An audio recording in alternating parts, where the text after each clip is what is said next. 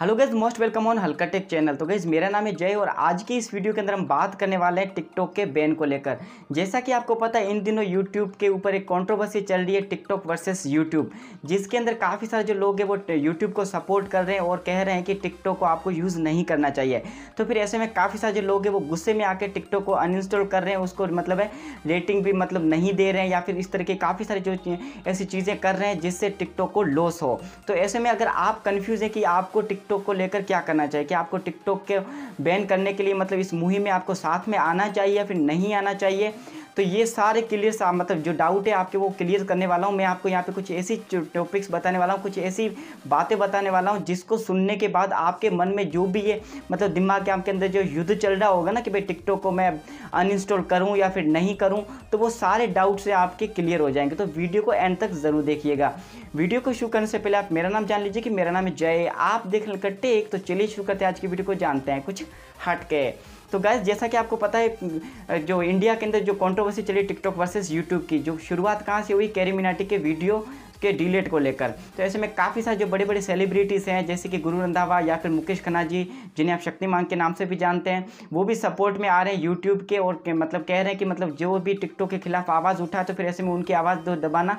गलत बात है और ऐसे में उनका जो वीडियो डिलीट किया गया वो भी गलत बात है। तो यहाँ पर हमारा मेन पॉइंट क्या है कि टिकटॉक के जो है अनइंस्टॉल करें कि नहीं करें। तो गाइस जैसा कि आपको पता है जब आपने पहली बार टिकटॉक को इंस्टॉल किया था आपके फ़ोन के अंदर प्ले स्टोर से, तब आपने क्या देखा था, परमिशन देखी होगी अलाउ और डिने की। तो वहाँ पे क्या था कि मतलब टिकटॉक ने बहुत सारी परमिशन ली आपके कॉन्टैक्ट ने, मतलब कॉन्टैक्ट की, स्टोरेज की या फिर आपके कैमरा की, माइक्रोफोन की। तो इस तरीके से क्या हो जाता है मतलब टिकटॉक की जो है उसके आपका फ़ोन के ऊपर पूरा उसका मतलब नियंत्रण रहता है, उसकी सारी परमिशन आपने दे दी है। और इससे क्या होगा कि मतलब जब कभी भी टिकटॉक को ज़रूरत पड़ती है आपके किसी भी डेटा की, तो वो है आपके फ़ोन से बिना आपको पूछे भी ले सकता है, ठीक है।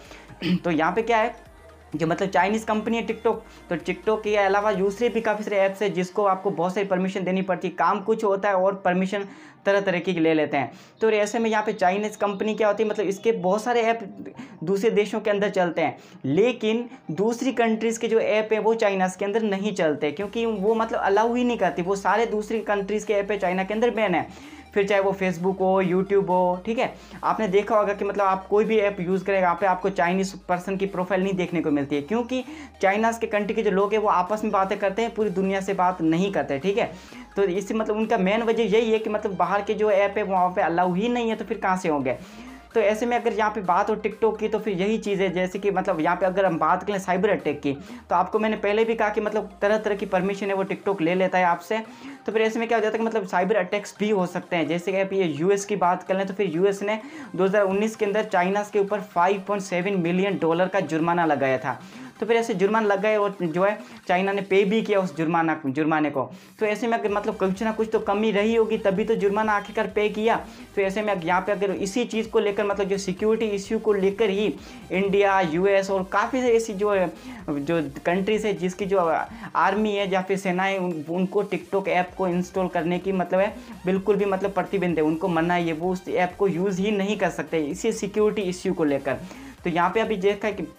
मैंने आपको पहले भी कहा कि चाइनीज़ ऐप है, तो फिर ऐसे में यहाँ पे चाइना का एक और लॉ बना हुआ है। इस लॉ के अकॉर्डिंग क्या है कि मतलब अगर चाइना की गवर्नमेंट को कभी भी ज़रूरत पड़ती है उनके ऐप से जो उस देश के अंदर बने हैं उससे कोई भी डेटा लेने की, तो फिर वो दुनिया के किसी भी पर्सन का, किसी भी कंट्री का डेटा बड़ी ही आसानी से ले सकता है और उसको कोई भी रोक नहीं सकता, ठीक है। तो यहाँ पे एक बात और, अगर चाइना के खिलाफ अभी कोई भी वीडियो बन जाए, ठीक है, जो बिल्कुल सही है, फॉर एग्जाम्पल यहाँ पे अभी कोरोना का चल रहा है, ठीक है, अगर कोरोना से रिलेटेड आज ऐसा कोई वीडियो बन जाता है जहाँ से पता चलता है कि ये जो बीमारी है या वायरस ये कोरोना से ही आया है, मतलब जो चाइना से ही आया है, तो फिर ऐसे में इस वीडियो को वो चाइना गवर्नमेंट चाहे तो बड़ी आसानी से दबा सकती है, उसको कोई नहीं रोक सकता।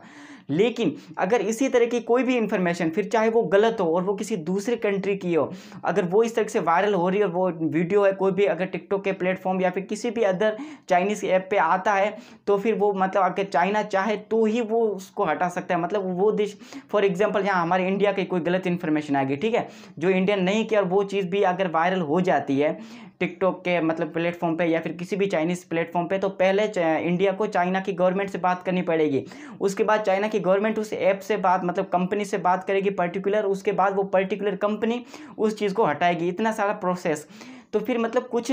टाइम के मतलब मनोरंजन के लिए आप इतना सारा रिस्क लेना, आपकी खुद की सिक्योरिटी होती है, आपकी काफ़ी सारी चीज़ें होती है जो प्राइवेट चीज़ होती है। आप सोचते हैं कि मतलब वो चीज़ आपके मतलब सिक्योर है, आपके पास प्राइवेट पड़ी है, लेकिन यहाँ पे आपने पहले से परमिशन दे दी है। तो ऐसे में वो कंपनी चाहे तो उस समय जब उसको ज़रूरत होती है वो आपके वो जो पूरे फ़ोन के ऊपर उसका एक्सेस होता है वो सब कुछ चीज़ देख सकती है। तो ऐसे में अगर आप अब कन्फ्यूज़ चल रहे कि आपको टिकटॉक के साथ क्या करना है, तो फिर ये वीडियो देखने के बाद आई थिंक आपके मन में जो भी डाउट हो रहे होंगे वो सारे क्लियर हो गए होंगे। तो बस अब मिलते हैं आपसे नेक्स्ट वीडियो के अंदर, तब तक के लिए खुश रहिए, आबाद रहिए। जय हिंद, वंदे मातरम।